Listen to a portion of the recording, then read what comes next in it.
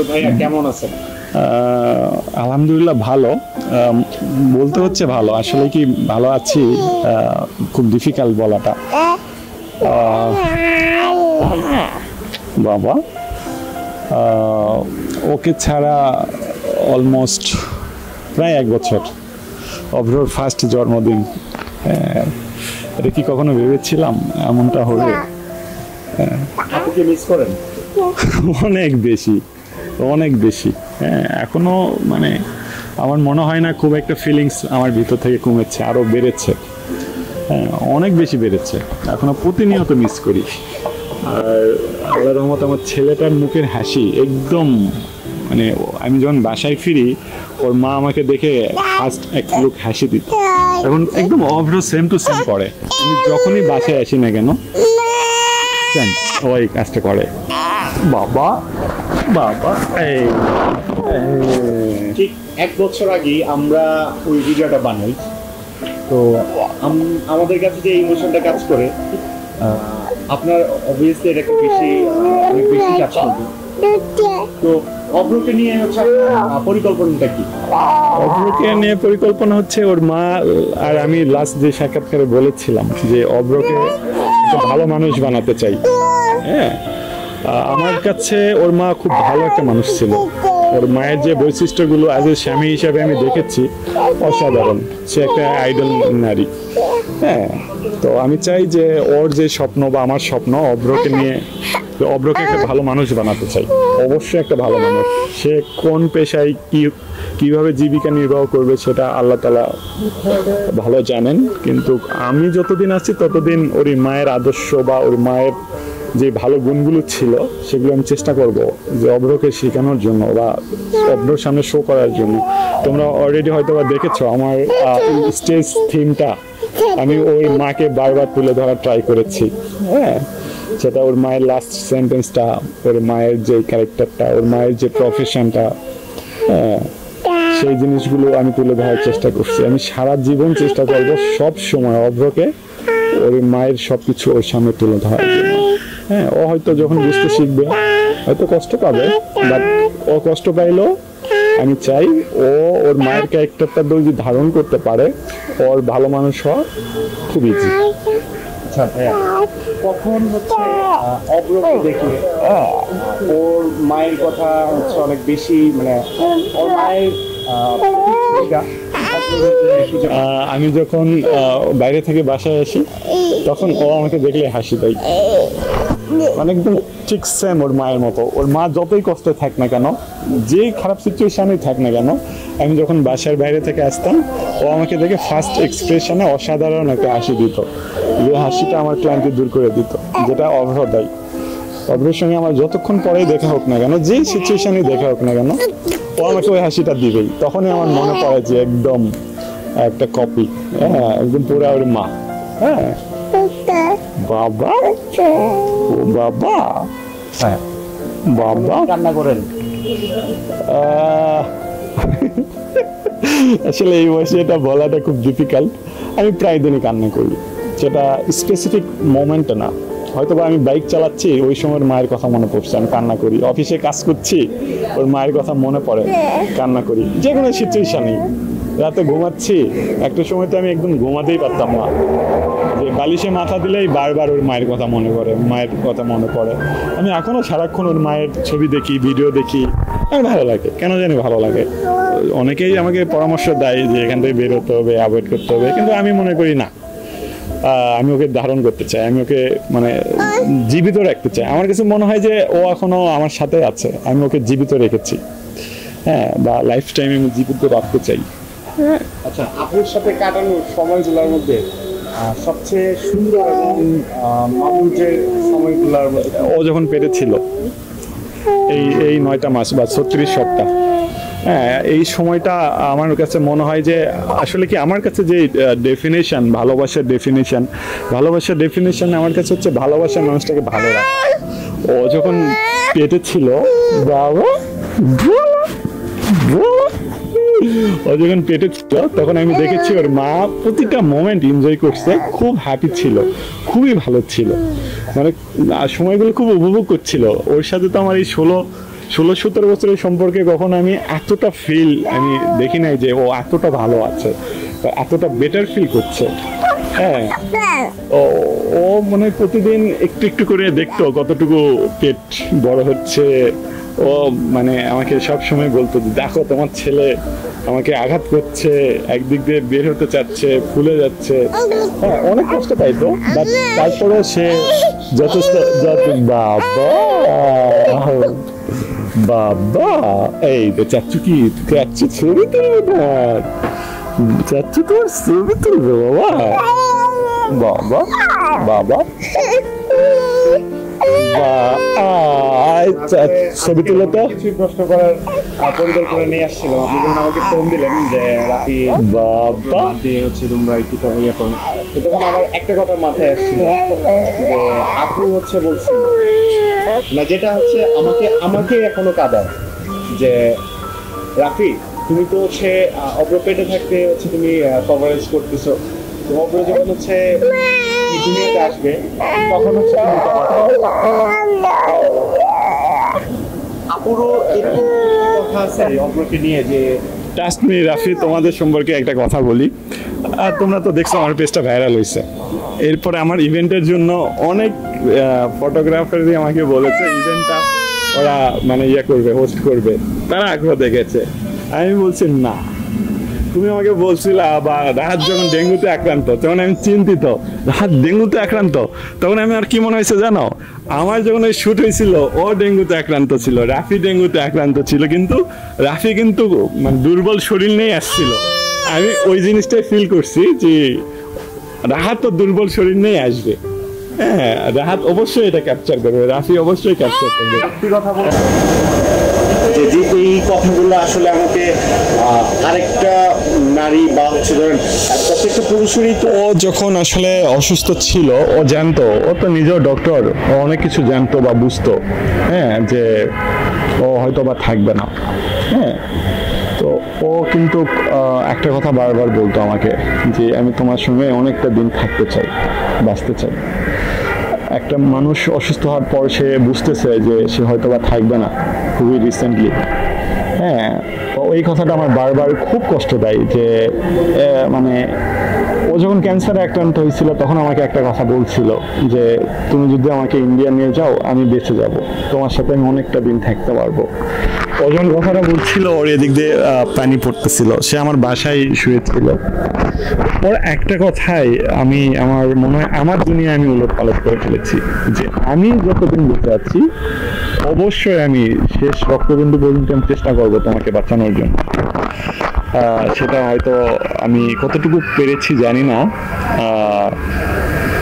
Last time আমার কাছে আমি চেষ্টা করেছি বাংলাদেশে যতটুকু সম্ভব, বাট হয়তো আমি স্যাটিসফাইড না। সৃষ্টিকর্তা হয়তো এভাবে প্ল্যান করে রেখেছে।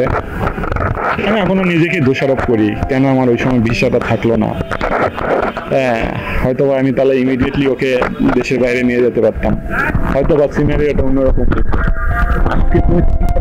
ইমাজিন যে এতটা ফাইট করে ওকে পেয়েছি, তারপর অগ্র হওয়ার কথা ছিল না, আল্লাহ তাআলা আমাদেরকে গিফট করেছেন।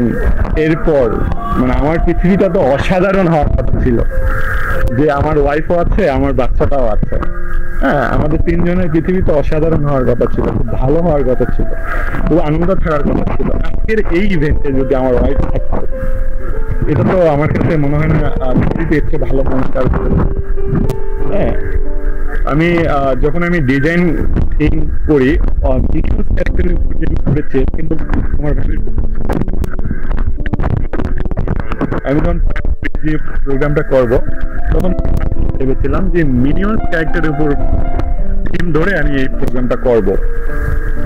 আল্লাহর রহমতে আমি করার চেষ্টা করেছি, আমি সাধ্যমতো ট্রাই করেছি আমার বাচ্চাটাকে ফার্স্ট জন্মদিন স্মরণীয় করার জন্য। আমার মাঝে সবসময় এই জিনিসটা কাজ করে যে ও থাকলে হয়তো বা আরো বেটার কিছু করতো, আরো বেটার কিছু করতো। আমার কাছে হচ্ছে আপু অনেক কিছু প্ল্যান শেয়ার করছিলাম তা আপুর সাথে বা আপনার সাথে আমার পরিচয় একদিনেরই ছিল, হ্যাঁ, একদিনও না, 4-5 ঘন্টা। 4-5 ঘন্টায়। হ্যাঁ। আমরা যখন হচ্ছে রেস্টুরেন্টে খাইতে বসি, হ্যাঁ, তখনই হচ্ছে আপু আমার কাছে সবকিছু শেয়ার রাফি ভাইয়া, আমরা হচ্ছে বাবুর জন্মদিনে কি কি জিনিসগুলো করবো, কিভাবে পালন করবো, তোমরা কিছু মাছ দিয়ে আসতে হবে। এটা আমি শিওর বলতে পারি যে ও যদি থাকতো এই প্রোগ্রামটা আরো সুন্দর হইতো সব কিছুতে, ডেকোরেশন, কেক থেকে শুরু করে বাবুর ড্রেসার থেকে শুরু করে ইভেন্ট সব ক্ষেত্রে। আমি একটা জিনিস অবাক লাগে যে আমি কাউকে ইনভাইট করলে আল্লাহর রহমতে তারা আমাকে খুব ভালো রেসপন্স করে। আজকে এই বৃষ্টির মাঝেও মানে অনেক গেস্ট আসছে, যাদেরকে আমি বলেছি দু একজন হয়তো বা অসুস্থ, তারা আসতে পারে নাই, বাট সবাই আসছে। ইভেন এমন এমন গেস্ট আসছে আমি ভেবেছিলাম হয়তো বা তারা আসবেন না, কিন্তু তারা আসাতে আমি খুবই খুশি হয়েছি, খুবই খুশি। আমার খুবই ভালো লেগেছে যে আমাদের প্রতি তাদের অন্যরকম একটা সফট কর্নার আছে বলে এই বৃষ্টির মাঝেও তারা এত কষ্ট করে আসছে। আপু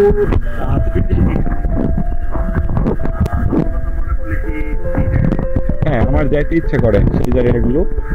ওর এই 9 মাসের সবচেয়ে বেশি আমরা সময় কাটাইছি লোকমত একটা রেস্টুরেন্টে। আমরা মেবি ওই রেস্টুরেন্টে খেয়েছিলাম। না, লোকমাতে ও এই প্রেগনেন্সি জার্নি তো অনেকবার গিয়েছিল, কিন্তু পরবর্তীতে আমি ওই রেস্টুরেন্টে আর বসতে চাই নাই, বসি নাই সহজে। ওই রেস্টুরেন্টটা এখন চেঞ্জ হয়ে গিয়েছে। কারোর প্রতি কি কোনো অভিযোগ আছে? না, কারোর প্রতি অভিযোগ নাই। হ্যাঁ, আমি আমার ওয়াইফকে নিয়ে খুবই স্যাটিসফাইড ছিলাম।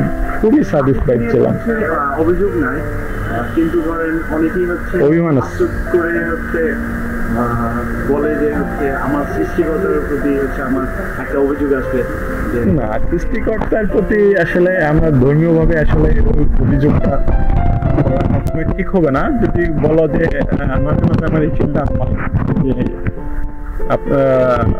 আমাকে আর কতভাবে পরীক্ষা করবে, আমার তো কাছের মানুষটাকে এভাবে নিয়ে নিচ্ছে, এই অভিযোগটা তো মানে ধর্মীয় ভাবে ঠিক হবে না। আমার মাঝে আবার সাথে সাথে সেটা আবার ট্রাই করি, কারণ আমাদের তো যেতে হবে লাস্ট ডেট। ও হয়তো আগে থেকে আমরা হয়তো অনেকদিন পরে যাচ্ছি। ওকে তো আমি কখনো প্রপোজ করি নাই বা কখনো বলি নাই তোমাকে আমি অনেক ভালোবাসি, আজ অবধি কখনো বলি নাই ভালোবাসি। হয়তো বা অ্যাটিটিউড যতটুকু বোঝাতে পেরেছি, এখন খুব চিৎকার করে কান্না করতে ইচ্ছে করে আর বলতে ইচ্ছে করে এটা আসলে বেশি ভালোবাসলে হয়তো বা মানুষগুলো হারাই যায়। এখন আমার কাছে মনে হয় যে যদি বেশি ভালোবাসলে যদি কাউকে হারাই ফেলি তাহলে বেশি ভালোবাসতে হয়তো জানলে আরেকটু কম ভালোবাসতাম, তাও থাকতো আমার সাথে থাকতো, তাই নয় কি?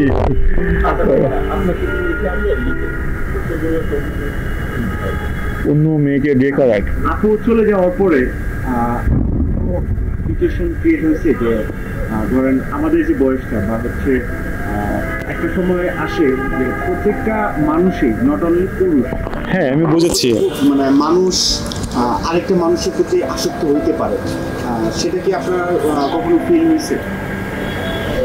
না, এখন আমার ফিল হয় নাই, অন্য কোনো মেয়ের প্রতি আমার ওইভাবে ফিলিংস কাজ করেনি, কারণ এটা আসলে বাস্তবতা অনেক নিষ্ঠুর এবং অনেক কঠিন। আমরা যেটাই বলি না কেন, পরিস্থিতি আপনাকে বাধ্য করে, পরিস্থিতি মানুষকে বাধ্য করে কোনো কিছু করার জন্য।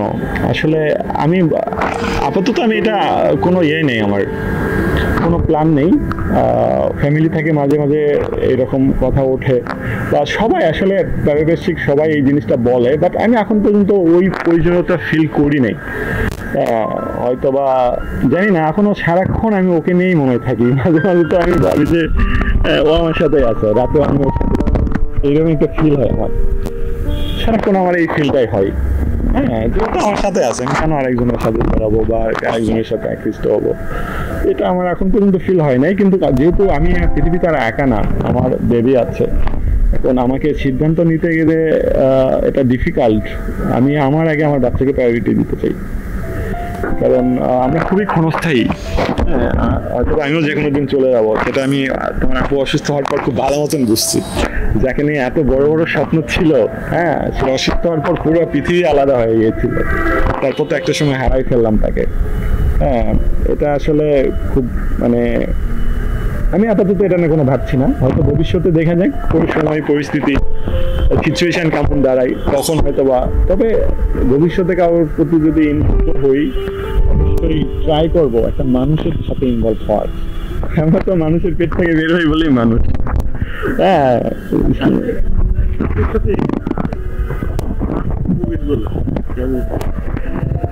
খুব খুব খুব ডিফিকাল্ট।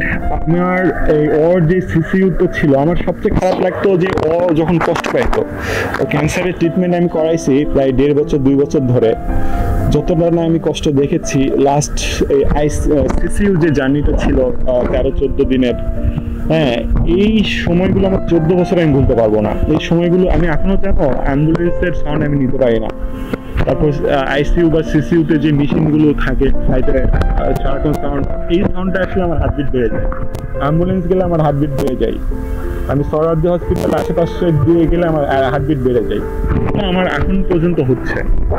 হ্যাঁ, এই জিনিসটা আমার কাছে এখন পর্যন্ত হচ্ছে। বিশেষ করে অ্যাম্বুলেন্স দেখলে আমার খুব খুব মানে আমি তো একদম ওকে কাছে করে একদম পাশে ওকে মানে হাতে হাত দিয়ে আমি ইউনাইটেড হসপিটালে নিয়ে গেলাম, ওখান থেকে নিয়ে গেলাম। হয়তো বা মৃত্যুর পরে আমার ভাইয়ারা বাকি সব ওটা ইয়া করছিলাম। বাট এই 14 দিন আমার খুব খুব বিশেষ করে আইসিইউতে মানে সিসিইউতে যখন ইউনাইটেড হসপিটাল ছিল, তখন আমি ওই সিসির যে রাস্তাটা ছিল এইখান থেকে অনেক কিলোমিটার পথ একা একা হেঁটে যেতে হয়, তারপর ভিতরে সিসিউ পুরো সাপোর্ট ছিল। এই রাস্তাটা যাইতে আমার পুরো হাত পা কাঁপতো। মানে আমি ওই সময় না এতটা শীত পড়ে নাই, কিন্তু আমি হসপিটালে যাইতাম হচ্ছে কারণ আমার ভয় ওর কাছে গেলে আমার চোখ দিয়ে পানি পড়তো, ভালো লাগতো, ভয় কাজ করতো না। কিন্তু ওকে দেখে না পর্যন্ত আমার খুব ভয় কাজ করতো। এই ভয়টা হয়তো বা আমি খারাপ কিছু দেখতে পারি, আমি আমার চোখের সামনে খারাপ কিছু দেখবো, এটা আমার জন্য মানে খুবই ভয়ানক একটা বিষয়, খুবই ভয়ানক। যেটা আমি এখনো ফিল করি যে ওর এই 14-15 দিনের যেই জার্নিটা, এটা আমাকে এত বেশি কষ্ট দেয়, এটা মনে পড়লে আমি ঠিক থাকতে পারি না। খুব ডিফিকাল্ট, এটা খুব ডিফিকাল্ট। আল্লাহ যেন কাউকে এই রাস্তায় না নিয়ে যায়। হ্যাঁ, এই রাস্তায় কখনো না নিয়ে যায়। আমার কাছে আমার সিচুয়েশনটা যখন ক্রিয়েট হয়, আমার ফ্রেন্ড আশিক যখন হচ্ছে আমাকে ফোন করে বলে হচ্ছে না, আমি তখন আর মেনে নিতে পারিনি। আপনি আমাকে 29 তারিখ না 30 তারিখ মেবি আপনি আমাকে ফোন দিয়েছিলেন, রাফি ভিডিওটা কি আমাকে ইমার্জেন্সিতে একটু দিতে পারো? আসলে তোমাদের এই ভিডিও বানানোর পিছনে তো গল্প ছিল, আমি এর আগেও বলছি। ওর খুব ইচ্ছা ছিল একটা ডকুমেন্টেশন তৈরি করার। আমি তোমাকে যেদিন নক করেছি সেদিন আমার খুব ইচ্ছা ছিল যে ওকে একটা চান্স পাইলেও ওকে আমি দেখাবো, দেখো এই যে তোমার ডকুমেন্টেশন হয়েছে, তুমি একটা নজর দেখো। কিন্তু ও কিন্তু দেখতে পারে নাই। আমাদের লাইফে যদি সবচেয়ে বড় একটা আফসোস থাকে, সেটা এইটা যে আমরা আপুকে দেখাইতে পারিনি। মানে আপু যদি উপর থেকে দেখে থাকতে পারে,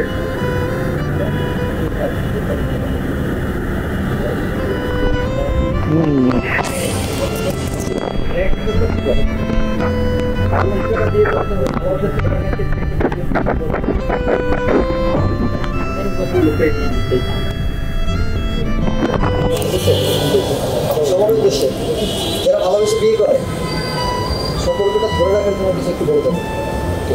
ঠিক আছে,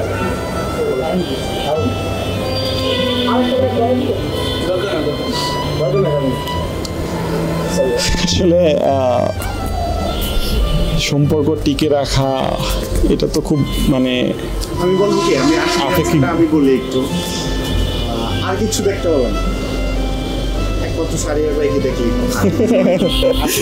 এটা তো শুধু শারিয়ার ভাইয়ের ক্রেডিট না, এটা আমার কাছে মনে হয় যে সবচেয়ে বড় ক্রেডিট হচ্ছে শারিয়ার ভাইয়ের ওয়াইফের, সবচেয়ে বড় ক্রেডিট। হ্যাঁ, ও একটা সম্পর্ক কিভাবে ধরে রাখতে হয়, কিভাবে টেক কেয়ার করতে হয়, এটা শারিয়ার ভাই শিখছে হচ্ছে তার ওয়াইফ থেকে। হ্যাঁ, তার ওয়াইফ থেকে শিখেছে যে শারিয়ার মানে একটা সম্পর্ক কিভাবে টেক কেয়ার করতে হয়। হয়তোবা ও অনেকটা পথ নিয়ে গিয়েছে, ও আমাকে শিখিয়েছে। আমার মধ্যে হয়তোবা ওই রকম একটা ফিলিংস ছিল বা ওই রকম মেন্টালিটির আমি ছেলে, সেটা হয়তো বা মানে সম্পর্ক আসলে টিকে হচ্ছে দুইজনের কম্প্রোমাইজের ফলে। দুইজনকে বুঝতে হবে, সিচুয়েশনটা বুঝতে হবে, প্রত্যেকটা মোমেন্ট ইম্পর্টেন্ট লাইফে। ছোট্ট ছোট্ট মোমেন্টের জন্য বড় বড় ইনসিডেন্ট হয়ে যায়। আমরা এই জিনিসটা কেন বুঝি না যে এই ছোট্ট ছোট্ট, আমি লাস্ট লাইভেও বলেছি একটা কথা, যে আমরা বাবা মার সঙ্গে যখন মানে মন মালিন্য হয়, এটাকে আমরা ধরে রাখি, মনের কোনো কষ্টের জায়গায় ধরে রাখি? কখনোই ধরে রাখি না। তাহলে পৃথিবীতে তো বাবা মার পরে সবচেয়ে আপন মানুষ হচ্ছে জীবন সঙ্গিনী। তাহলে ইনার সঙ্গে যখন হয়তোবা সময়ের সিচুয়েশনে যদি একটু মন মালিন্য হয়ে যায়, এটা আমরা কেন ধরে রাখি? ও তো সবচেয়ে আপন। পৃথিবীতে বাবা মার পরে আপন কে বলো তো? জীবন সঙ্গিনী। অবশ্যই জীবন সঙ্গিনী। আজকে মানে আমার পৃথিবীতে তো আমি একা, একদম ফুললি লনলি, একাকিত্ব ফিল করছি। যে আমার সিচুয়েশনে আমার বাবা আছে, মা আছে, ভাই আছে, ভাবি আছে, শ্বশুর আছে, শাশুড়ি আছে, আমার বাচ্চা আছে।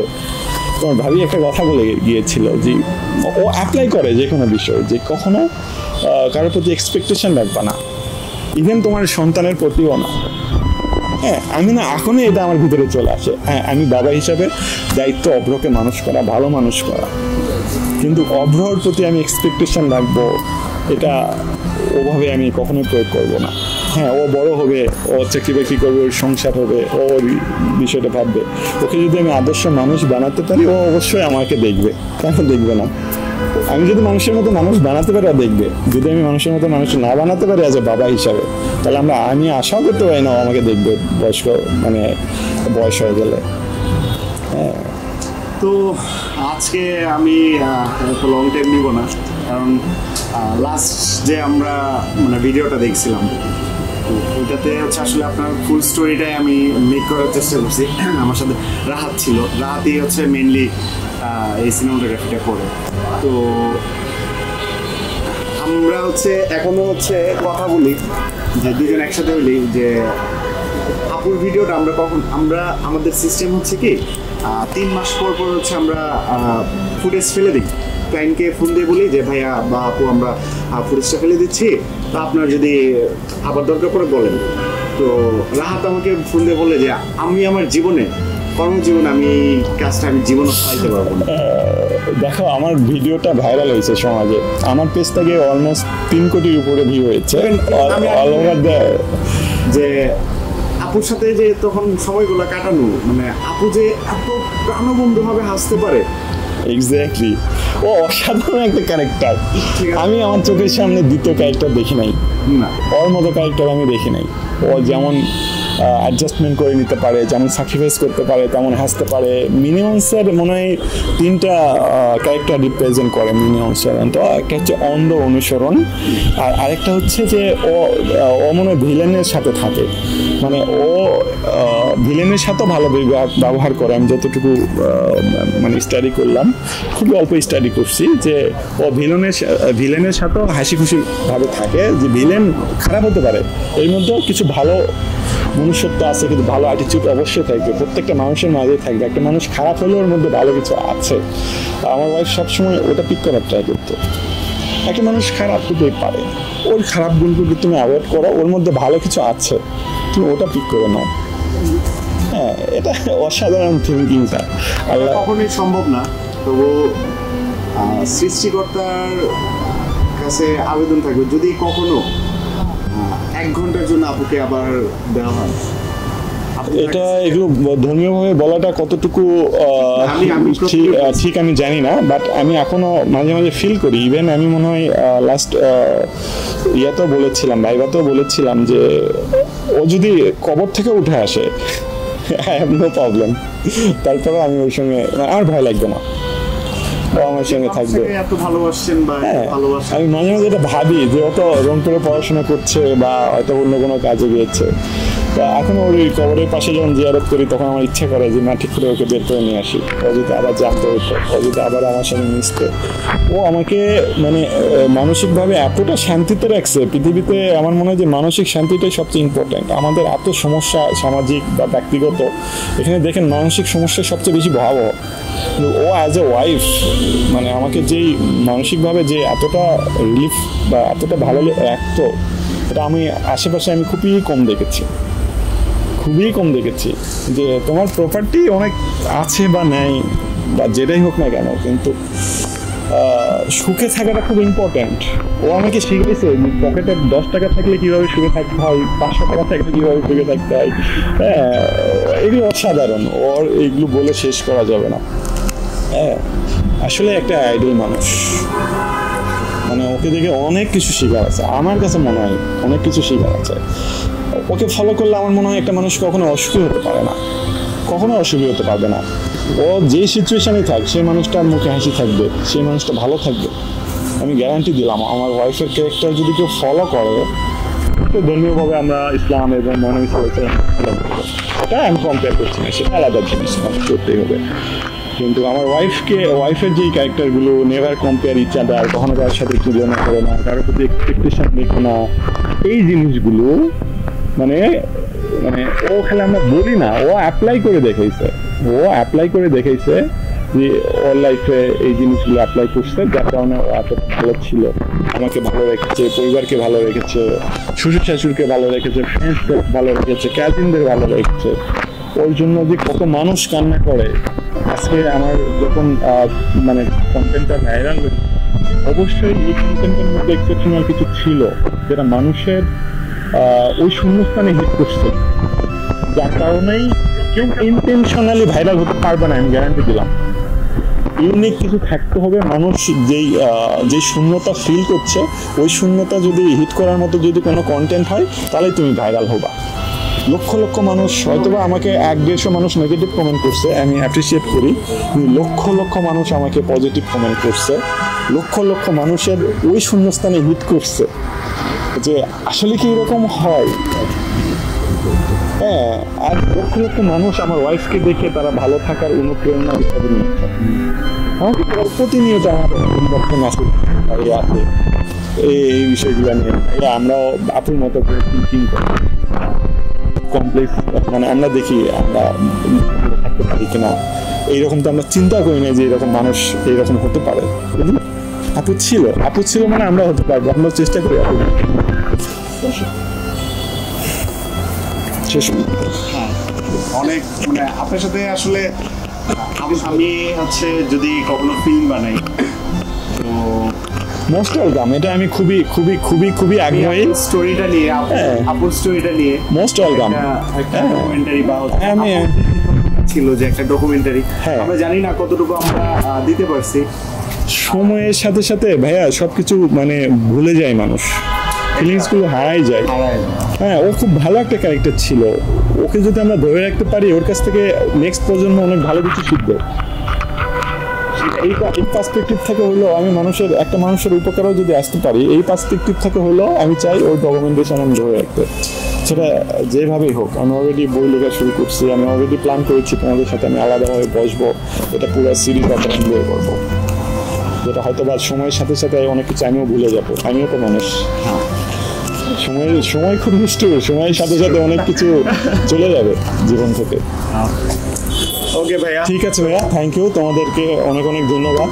হ্যাঁ, আমার খুবই ভালো লাগে যে এই কন্টেন্টের সাথে আমার ওয়াইফের স্মৃতি জড়িত। আমার ওয়াইফের 2টা ছোট ভাই রাহাত এবং রাফি, আরো 2টা ছোট ভাই নতুন অ্যাড হয়েছে।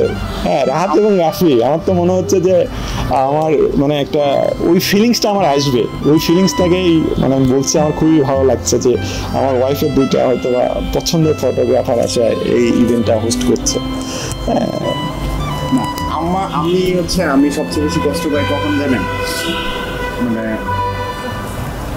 এই কথাটা মনে পড়ে যে আপুর শেষ হাসিটা আমরা একসাথে এই 4 জন একসাথে আমরা, হ্যাঁ, ওখানে আমাদের শেষ হাসিটা ছিল। এরপরে তো আর ভালো সময় ছিল না, 2-3 দিন পরেই তো অসুস্থ হয়ে গেল। এবং আমি মানে মুগ্ধ হয়ে গেছিলাম যে একটা মানুষ কিভাবে এত প্রাণবন্ত হাসতে পারে। হ্যাঁ, ওকে শেখা যায়, অত কয়েক সেকেন্ড ব্যবধানে হাসে, আর হাসিটা একদম ন্যাচারাল। হ্যাঁ, এটা ভাই গড গিফটেড বা ওর নিজের এটা। ঠিক আছে ভাইয়া, ঠিক আছে ভাইয়া, ভালো থাকো তোমরা। এই পর্যন্তই। আমরা বাবুকে নিয়ে আবার ইনশাল্লাহ, ওই আপন ইনশাল্লাহ। প্লেসগুলোতে আমরা ইনশাল্লাহ। আচ্ছা থ্যাংক ইউ ভাইয়া। ওকে, দর্শকের জন্য একটা কথাই বলবো যে আপনারা যেই আমার ফ্যামিলির প্রতি, আমার বাচ্চার প্রতি, আমার ওয়াইফের প্রতি যেই সহানুভূতি দেখেছেন, আমার পরিবারের পক্ষ থেকে আমি কৃতজ্ঞতা প্রকাশ করছি। আমার ওয়াইফ, আমি জানি আমার ওয়াইফ খুব হ্যাপি হচ্ছিল। হ্যাঁ, মানে আমার ওয়াইফের একটা ছিল যে পজিটিভিটি, মানে পজিটিভ জিনিসগুলি ছড়িয়ে দাও। হ্যাঁ, যে সহানুভূতিটা দেখাইছেন সেটাতে আমি সত্যি মানে খুবই খুবই খুবই খুশি। আর অবশ্যই আমার ওয়াইফের জন্য দোয়া করবেন, আর আমার বাচ্চাটার জন্য দোয়া করবেন, আমাদের জন্য দোয়া করবেন, আর আমাদেরকে অবশ্যই আমাদের সাথে থাকবেন। হ্যাঁ, আমরা আপনাদের সাথে থাকতে চাই, আপনারা আমাদের সাথে থাকবেন। হ্যাঁ, কারণ আমি ফিল করি যে পুরো বাংলাদেশের লক্ষ লক্ষ মা অব্রকের সন্তান ভাবে। এটা আমি চাই যে অব্র হয়তো বা পৃথিবীতে ওর রিয়েল মা নেই, কিন্তু এই মাগুলো থাক, এই মাগুলো অব্রকে নিয়ে একটু চিন্তা করুক বা অব্রর জন্য দোয়া করুক। মা তো মাই, প্রত্যেকটা মাই মা।